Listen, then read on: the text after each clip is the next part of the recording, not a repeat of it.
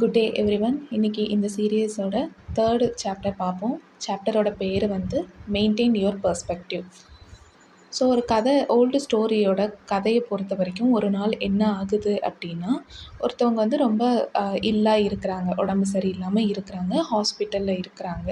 அதே ஹாஸ்பிட்டலில் அதே ரூமில் அவங்களோட விண்டோவுக்கு பக்கத்தில் இன்னொரு பேஷண்ட்டும் இருக்காங்க. இப்போ நம்ம பார்க்க போகிற அந்த பேஷண்ட் வந்து பார்த்திங்கன்னா விண்டோவுக்கு பக்கத்துலேயே இருக்கிறாங்க. இவங்க 2 பேரும் ஓவர் த பீரியட் பேசி பேசி நல்ல ஒரு ஃப்ரெண்டாகவும் ஆயிடுறாங்க. அந்த விண்டோவுக்கு பக்கத்தில் இருக்கக்கூடிய பேஷண்ட் வந்து அந்த விண்டோவுக்கு வெளியே பார்த்துட்டு என்னென்ன இருக்குது அப்படின்னு சொல்லிட்டு ரொம்ப சந்தோஷமாக வந்து வெளியே என்ன நடக்குதுன்னு பார்த்து பக்கத்தில் இருக்கிற பேஷண்ட் ஃப்ரெண்டுக்கு வந்து சொல்லிட்டு இருப்பாங்க. ஸோ எப்படி அந்த ஹாஸ்பிட்டலை சுற்றி ட்ரீஸ் இருக்குது, அந்த ட்ரீஸோட பியூட்டி, எப்படி அந்த காற்றுல இலைகள் ஆடுற அந்த சந்தோஷமாக இருக்கட்டும், மக்கள்லாம் அங்கே வர மக்கள் வந்து எப்படி என்டர்டெயினாக உள்ளே வராங்க, எப்படி வெளியே போகிறாங்க. ஜஸ்ட்டு நம்ம ஒரு பஸ்ஸில் போகிறோம், இல்லை வேறு எங்கேயாவது போயிட்டுருக்கோன்னா நம்ம வெளியே பார்க்கும்போது எப்படி ஒரு சின்ன சின்ன விஷயத்த பார்த்து சந்தோஷப்படுவோமோ, அதே மாதிரி அவரும் சந்தோஷப்பட்டு அந்த கூட இருக்கிறவங்களுக்கு எக்ஸ்பிளைன் பண்ணிகிட்ருக்கிறாரு. ஓவர் த பீரியட் என்ன ஆகிடுது அப்படின்னா, இதெல்லாம் கேட்டு கேட்டு அந்த ஃப்ரெண்டுக்கு வந்து அவர் மேலேயும் ஒரு கோவம் வந்துடுது, அவர் மேலேயும் ஒரு ஃப்ரஸ்ட்ரேஷன் வந்துடுது. ஓவர் த பீரியட் அவரை பிடிக்காமலே போயிடுது. ஒரு நாள் இந்த விண்டோ பக்கத்தில் இருக்கிற பேஷண்ட் வந்து ரொம்ப நிறைய காஃப் வந்துடுது அவருக்கு. ஸோ இவர் வந்து கூட இருக்கிறவர் என்ன அப்படின்னா, ஹெல்ப்பிங் பட்டனை வந்து அழுத்தியிருந்தா அவருக்கு ஹெல்ப் பண்ணியிருந்துருக்கலாம். ஆனால் அவர் அதை பண்ணாமல் அப்படியே விட்டுடுறாரு. ஸோ நெக்ஸ்ட்டு மார்னிங் வந்து அந்த விண்டோ பக்கத்தில் இருக்கிற பேஷண்ட் வந்து இறந்து போயிடுறாங்க. ஸோ இவர் கூட இருந்த ஒரு என்னன்னா, உடனே வந்து அங்கே இருக்கக்கூடிய அட்டெண்டிங் நர்ஸ் கிட்ட இது மாதிரி எனக்கு விண்டோ பக்கத்தில் இருக்கக்கூடிய அந்த பெட்டை கொடுங்க அப்படின்னு சொல்லி கேட்குறாங்க. இவங்களும் வந்து அந்த அட்டெண்டிங் நர்ஸ் வந்து so as per the request அவருக்கு அந்த விண்டோ பக்கத்தில் இருக்கக்கூடிய பெட்டே கொடுத்துட்றாங்க. இவர் அங்கே போயிட்டு இருந்து பார்க்கும்போது ஹி காட் ஷாக். ஏன் அப்படின்னு பார்த்தா அங்கே ஒன்றுமே இல்லை, அங்கே வந்து ஒரு செவர் மட்டும்தான் இருந்திருக்கும். ஸோ அந்த டைமில் தான் அவருக்கு வந்து புரிஞ்சிருக்கும் எவ்வளோ செல்ஃப்லெஸ் லவ்வோட அவர் வந்து ஆக்ட் பண்ணிட்டு இருந்திருப்பாரு அப்படின்னு சொல்லிட்டு.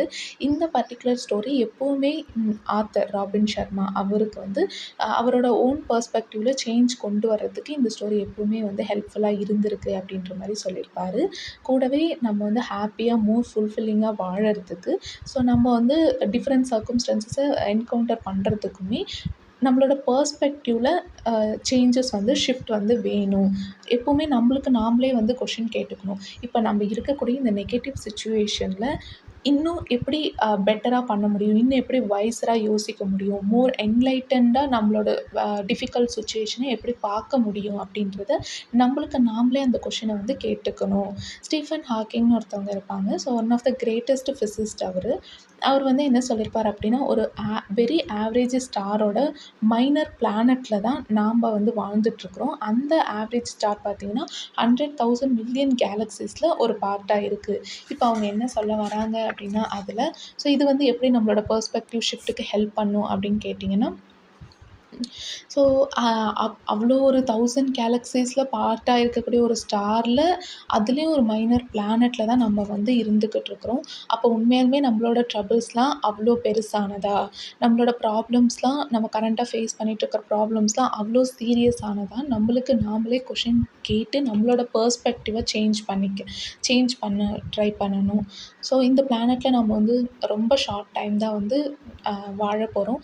ஸோ அந்த ஷார்ட் பீரியட் ஆஃப் டைம்லேயுமே நம்மளோட லைஃப்ஸ் வந்து ரொம்ப கண்ணை மூடி திறக்கிற மாதிரி ஒரு விஷயமாக தான் இருந்துகிட்ருக்கு அப்படின்னும்போது, ஸோ நம்மளோட ஜேர்னியை என்ஜாய் பண்ணிக்கிற அந்த அவேர்னஸை நம்மளுக்குள்ளே நாம் வந்து க்ரியேட் பண்ணிக்கணும். So we should enjoy the journey and we should be more warmth towards a ப்ராசஸ்ன்னு சொல்லலாம். ரொம்ப என்ஜாய் பண்ணி ரொம்ப ருசித்து வாழணும் அப்படின்னு சொல்லுவாங்க இல்லையா? ஸோ அதுதான். ஸோ நான் இதுக்கு முன்னாடியே சொன்ன மாதிரி இந்த சீரீஸ் இந்த சம்மரி சீரீஸு நம்ம வந்து ராபின் ஷர்மாவுடைய who will cry when you die அந்த புத்தகத்தோடைய சம்மரி தான் பார்த்துக்கிட்டு இருக்கோம். ஸோ அந்த புத்தகமே ஒரு சின்ன glimpse of ideas to make a life more meaningful and more fulfilling. So அந்த வகையில இந்த பர்ட்டிகுலர் சாப்டரில் வந்து நம்மளோட பெர்ஸ்பெக்டிவை சேஞ்ச் பண்ணணும். எப்போலாம் நம்மளுக்கு டிஃபிகல்ட் சிச்சுவேஷன் வருதோ, எப்போலாம் நம்ம சேலஞ்சிங்காக லைஃப்பை ஃபீல் பண்ணுறோமோ, அப்போ வந்து நம்மளுக்கு நாமளே கொஸ்டின் கேட்டுக்கணும். இந்த மாதிரி சிச்சுவேஷனை இன்னும் பெட்டராக எப்படி நம்மளால ஹேண்டில் பண்ணிட முடியும் அப்படின்னு நாமளே நம்மளுக்கு கொஸ்டின் கேட்டு நம்மளோட பெர்ஸ்பெக்டிவை சேஞ்ச் பண்ணிக்கிட்டே இருந்தோம் அப்படின்னா, ஈவன் ரொம்ப கஷ்டமான சிச்சுவேஷன்லேயுமே நம்ம வந்து பாசிட்டிவா இருக்கிறது, அந்த சிச்சுவேஷன்லேயுமே ப்ரொடக்டிவா நம்மளோட லைஃப் வந்து அமைச்சுக்கிறது, இது மாதிரிலாம் நம்ம மாத்திக்க ஆரம்பிச்சுட்டோம் அப்படின்னா, ஓவர் த பீரியட் நம்மளுக்கு திரும்பி பார்க்கும்போது நம்ம வந்து ஒரு மோர் மீனிங்ஃபுல் லைஃப்பை வாழ்ந்திருக்கோம் அப்படின்னு சொல்லிட்டு at the end of the day நம்மளுக்கு வந்து புரிய வரும். So this is how the chapter ends and thank you.